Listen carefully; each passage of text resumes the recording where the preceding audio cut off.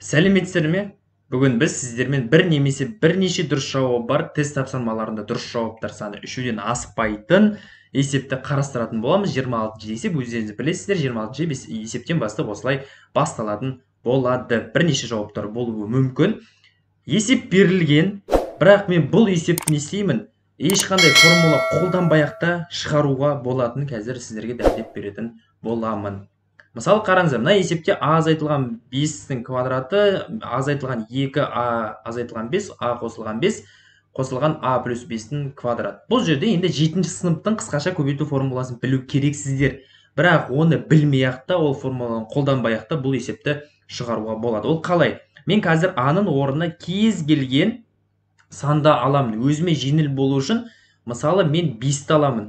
Немесе 5-тен үлкен санды алуға. Сіздер мысалы 6-ны алып есептеп көріңіздер. Мен бірақ 5-ті алып есептегім келіп тұрғаны.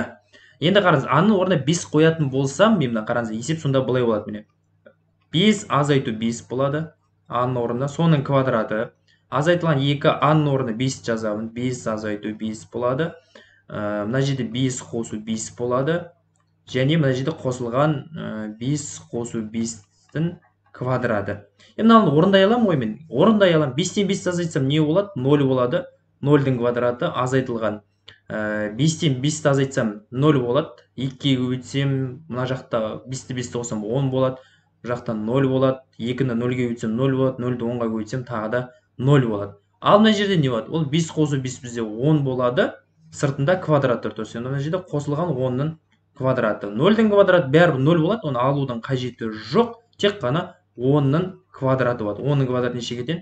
Ол 100-ге тең. Сонда бізде екі жауап бар. Ол бізде А нұсқасы 100-ге тең, және де В нұсқасы 100, ол 10-ның квадраты екенін табасыздар. Қалған жауаптар сәйкес келмейді. Бұның орнына сіздер басқа да санды алып есептеп көрсеңіздер. Маған жеңіл, сіздерге жеңіл болу үшін 6-ны алып көрген жеңіл болады.